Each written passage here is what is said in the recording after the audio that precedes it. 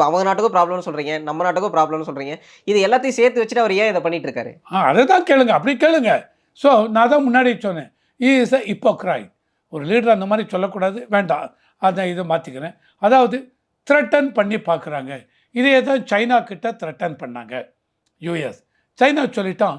அவங்க சைனாவும் இந்தியாவும் நீங்க பார்த்தீங்கன்னு வச்சுங்களேன்.